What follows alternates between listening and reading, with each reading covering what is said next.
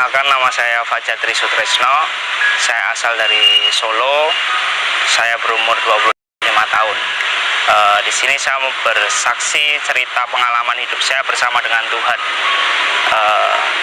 Saya berlatar belakang dari keluarga non-Kristen, saya dari Muslim. Sejak kecil saya dididik dengan cara agama Muslim. Tapi suatu ketika di waktu saya kelas 5 SD, saya terikat dengan game online waktu itu. Saya terikat dengan game online, kelas 5 SD, kelas 6 SD, bahkan semakin naik kelas itu saya semakin terikat gitu kan. Suatu ketika sampai di SMP, waktu SMP itu saya semakin parah. Saya terikat parah. Dari game online itu saya mulai kenal yang namanya bicara kotor. Saya sering bicara kotor, saya sering ngata-ngatain orang gitu kan. Dan waktu itu saya mulai kenal yang namanya bolos sekolah. Saya tidak masuk sekolah, bahkan bolos sekolah itu sering sekali gitu kan. Masuk sekolah itu cuman seminggu 3 kali, 4 kali, dan itu terus saya lakukan terus menerus. Dan dari game online itu saya juga kalau main game online di warnet itu kan butuh uang gitu kan. Kalau misal uang saya habis, mau nggak mau saya pengen main, ya saya harus cari uang. Tapi waktu itu saya cari uang dengan cara mencuri.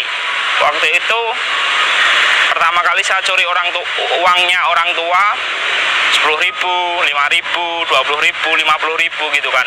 Tapi waktu itu kurang gitu kan. Kurang karena hari demi hari gitu kan, saya terikat banget. Ya akhirnya saya mulai curi uang orang lain gitu kan. Bahkan sampai suatu ketika itu saya pernah nyuri uang tuh sampai berjuta-juta, sampai jutaan gitu kan, sampai berjuta-juta. Saya cuman buat main game online gitu kan, buat main game online saya curi uang. Bahkan parah itu, saya larikan uang SPP itu sering sekali gitu kan, sampai orang tua itu sering ya marah-marah sama saya gitu kan. Tapi waktu itu saya cukup parah, saya mau dikeluarkan dari sekolah, saya mau di DO dari SMP saya. Tapi waktu itu orang tua saya datang ke sekolah, memohon sama kepala sekolah, sama guru BK untuk saya tidak dikeluarkan gitu kan, karena saya sudah sering banget disamperi sama guru BK ke rumah karena saya tidak pernah sekolah dan lain sebagainya. Waktu itu saya harus buat surat pernyataan kalau saya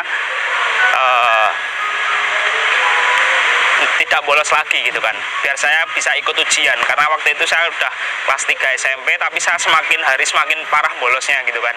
Dan waktu itu saya masih bisa lulus dari SMP. Tapi waktu itu setelah lulus SMP, orang tua tanya, kamu masih niat enggak sekolah lagi gitu kan, kamu masih niat sekolah lagi enggak? Kalau enggak, ya mending nggak usah sekolah, kamu mending sudah terserah kamu aja mau ngapain gitu kan. Waktu itu secara pribadi saya enggak pengen sekolah, saya mau habiskan hidup saya buat main game online gitu kan. Tapi waktu itu saya mikir kalau main game online kan butuh uang. Kalau saya tidak sekolah, saya dapat uang saku dari mana gitu kan. Tapi waktu itu ya udahlah, saya ambil keputusan buat saya lanjut sekolah. Saya lanjut sekolah buat cari uang saku gitu kan. Tapi waktu itu saya masuk di SMK di Kota Solo, di SMK 6. Waktu itu saya masuk cuma 3 bulan. Setelah 3 bulan itu saya keluar dari sekolah, karena waktu itu dalam 3 bulan itu saya udah bolos sekolah tanpa izin itu udah belasan kali. Dan guru BK-nya itu datang ke rumah gitu kan, guru BK datang ke rumah dan ngomong, kalau kamu nggak naik kelas, ya udah Pak, daripada saya nggak naik kelas mending saya keluar, saya nggak mau lanjut sekolah lagi, saya nggak mau lanjutin sekolah lagi. Dan setelah itu hidup saya luntang-luntung gitu kan. Saya di warnet, saya menghabiskan hidup saya di warnet, main sama teman-teman ya sesuka saya, semau saya gitu kan. Dan waktu itu di tahun 2009 itu saya putus sekolah, dan saya habiskan waktu 2 tahun itu nggak lanjut sekolah sampai 2011. Tapi waktu sebelum 2011 ya 2011 awal itu saya ketemu sama temen gitu kan. Saya ketemu sama temen temen ya, awalnya ya kenalnya main game online bareng gitu kan, karena kan game online jadi dia waktu itu kuliah di Malaysia tapi orang Solo, rumahnya di Solo gitu kan, dan waktu itu sering main bareng, kenalan gitu kan. Waktu dia liburan kampus, dia pulang ke Solo, saya diajak ketemu gitu kan, saya diajak main, saya disuruh nemenin dia pergi kemana-mana, main ke mall lah, main ke warnet, saya suruh nemeni gitu kan. Dan waktu itu tiba-tiba ya mungkin dia tahu kalau saya udah putus sekolah, saya udah nggak lanjut sekolah lagi, tiba-tiba dia nawarin, kamu mau nggak sekolah lagi? Kamu mau nggak sekolah lagi, saya biayai, dia bilang seperti itu. Tapi waktu itu sebenarnya orang tua masih mampu gitu kan, orang tua saya masih mampu, masih bisa lah buat membiayai saya sekolah. Tapi mungkin udah nggak percaya lagi sama saya karena kelakuan saya yang sebelumnya cukup parah gitu kan. Dan waktu itu akhirnya saya ambil keputusan untuk saya mau sekolah gitu kan, saya mau sekolah lagi dan dibiayai sama teman saya itu. Dan waktu itu saya kepo gitu kan, kenapa kok teman saya ini mau nyekolahin saya, kenapa kok teman saya namanya Vedo ini mau membiayai saya sekolah. Waktu itu dia cuma ngomong, mungkin ini jawaban dari Tuhan gitu kan, mungkin ini jawaban dari Tuhan kalau kamu harus sekolah lagi. Dan waktu itu saya enggak gubris omongannya gitu kan, tapi ya udahlah, saya mau sekolah lagi. Setelah itu saya daftar lagi, saudara, saya daftar lagi di SMK 6 dengan tidak punya rasa malu gitu kan. Setelah keluar tapi lanjut mau sekolah lagi di sana, dan waktu itu saya ditolak, saya nggak keterima. Dan waktu itu teman saya ngomong, kamu sekolah di sini aja, di dekat rumahku, namanya itu SMA Kristen 2. Waktu itu secara pribadi saya nolak, kok sekolahnya Kristen gitu kan, kok sekolahnya Kristen, dan keluarga saya juga nolak, kok sekolahnya Kristen dan lain sebagainya. Ya saya normal gitu kan, karena saya Muslim gitu kan, saya Muslim dan sekolah ini Kristen. Waktu itu saya cuma nanya sama teman saya, kok sekolahnya Kristen. Waktu itu teman saya cuma ngomong, saya tidak ada niat buat mengkristenisasi kamu, aku tidak ada niat buat menjadikan kamu sebagai orang Kristen gitu, enggak. Tapi emang sekolah ini murah dan emang mampunya dia juga segitu. Ya udahlah, saya tidak ambil pusing, ya udah, yang penting saya sekolah, saya sekolah di sana. Dan waktu itu saya daftar di sana dengan rasa yang cukup apa ya, dalam hati itu menggerutu, ini sekolah apa kok sekolahnya jelek gitu kan, bangunannya itu jelek sekali, masa papan tulis masih pakai kapur dan lain sebagainya, benar-benar di luar ekspektasi saya gitu. Sekolah apa gitu kan, wah pasti nanti muridnya nakal-nakal dan lain sebagainya. Dan waktu itu masuk pertama kali, dan benar saudara, sekolahnya murid-muridnya itu benar-benar parah gitu kan. Waktu itu yang daftar di angkatan saya kelas 1 itu cuma 60. Jadi saya cukup kaget juga, ini sekolah apa kok muridnya cuma 60 yang daftar. Waktu itu dibagi 4 kelas, satu kelas itu 15 anak, benar-benar ini sekolah apa. Dan murid-muridnya itu benar-benar nakal-nakal semua, bicaranya itu bicara kotor semua dan lain sebagainya. Waktu itu wah ya udahlah, yang penting saya sekolah, yang penting saya rajin, yang penting saya belajar yang rajin, cari ranking 1. Mungkin saya bisa ngasih feedback sama teman saya Vedo, karena dia udah membiayai saya sekolah, ya saya ngasih feedback ke dia lah dengan prestasi saya mungkin. Dan waktu itu saya jalani sekolah dengan cukup mulus gitu kan, saya rajin gitu kan. Dan waktu itu di selama semester 1 itu saya nggak ngalami apa-apa. Tapi waktu di semester 2 pernah mengalami kejadian cukup aneh juga gitu kan. Waktu itu handphone saya itu ketinggalan di sekolah, HP saya itu ketinggalan di laci, di kolong meja gitu kan.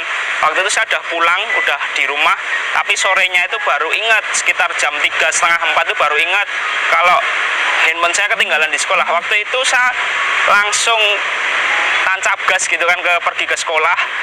Sampai sekolah udah tutup. Waktu itu saya minta izin sama penjaga sekolah, mau minta izin buat ambil HP di kelas saya. Waktu saya jalan ke kelas saya gitu kan, waktu saya jalan ke kelas saya, di depan pintu kelas saya masih ingat betul, di depan pintu kelas saya ada sekitar 6-10 orang, mereka berdoa. Itu kakak kelas saya semua, cewek semua, waktu itu berdoa dengan cara nangis-nangis. Waktu itu saya pikir, ini mereka sedang ngapain gitu kan, ini pada ngapain kok berdoa sampai nangis-nangis gitu kan. Ya saya pikir mending pulang gitu kan, mending pulang, bubuk siang, enak di rumah gitu kan. Ya udah, saya nggak gubris itu, saya ambil HP balik.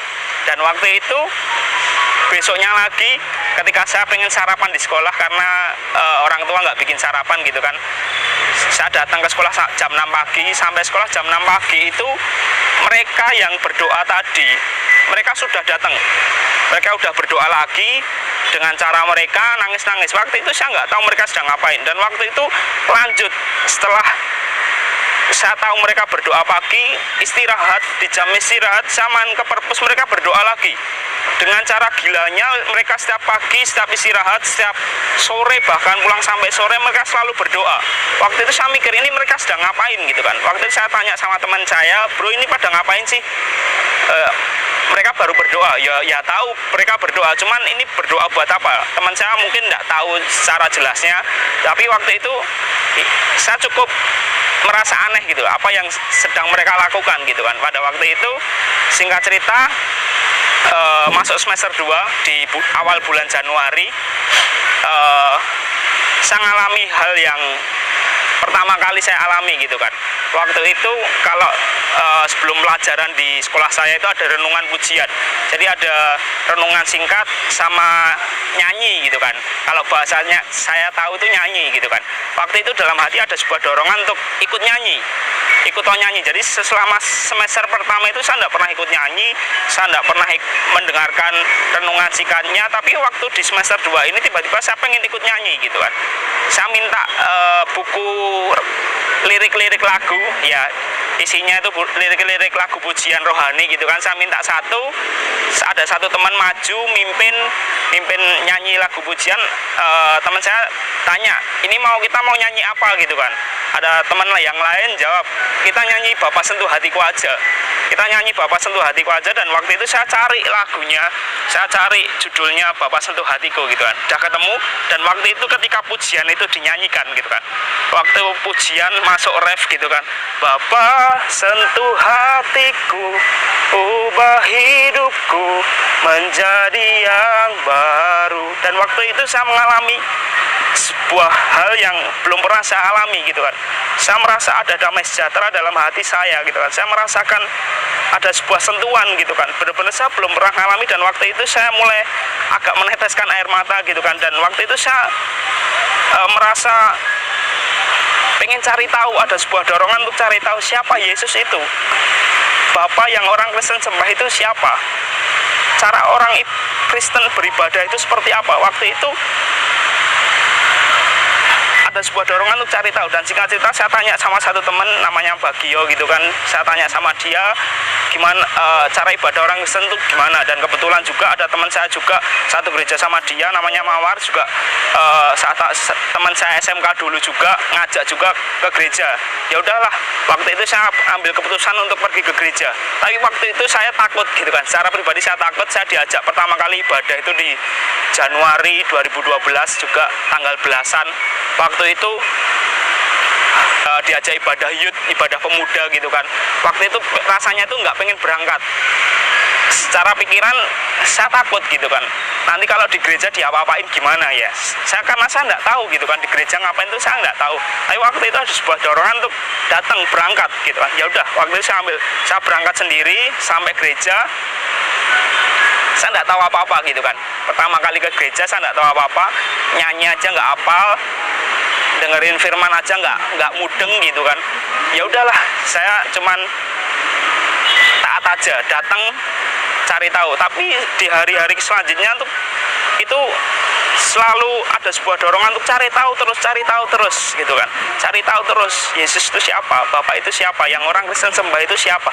Tapi waktu itu di bulan Maret tanggal 23 Maret 2012, saya masih ingat betul ada retreat pemuda remaja di gereja saya, di tempatnya di Villa Indrasari di Tawangmangu. Waktu itu di sana awal perjumpaan pribadi saya dengan Tuhan.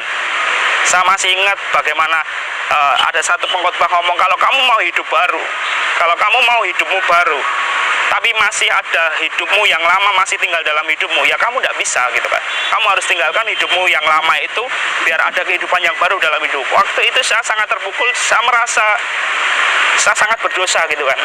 Banyak hal yang sudah saya lakukan, saya dulu kehidupan saya nakal gitu kan, benar-benar banyak hal yang saya alami zaman dulu, dan waktu itu saya mau bertobat, saya ambil keputusan untuk bertobat, saya mau tinggalkan hidup lama saya, dan waktu itu saya ambil komitmen menjadikan Tuhan Yesus sebagai juru selamat saya waktu itu.